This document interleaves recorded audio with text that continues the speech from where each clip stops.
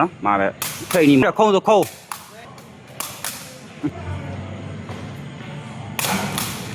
ပါနော်ကျွဲကြီးရဲ့ကြမ်းလုံးနဲ့ပေါ်တယ်မှာပဲမောင်းနေပြန်နော်မှာပဲထိတ်နေမှာနော်မှာပဲထိတ်နေမောင်းနေတာထိတ်နေမောင်းနေတာကဲခုံသားတွေပြောနေတာခုံးဆိုခုံး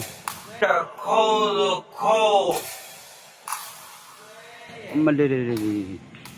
ဟုတ်ပါမလားနော်ဒီကောင်ကောင်းလုံးနေကြာ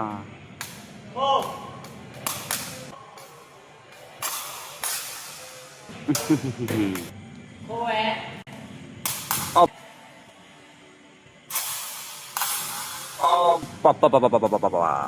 ချင်းလုံးအတန်ကြီးနေတာအတန်ကြီးရကြောက်စရာကြီးဗျာဘယ်လိုဖြစ်သွားလဲ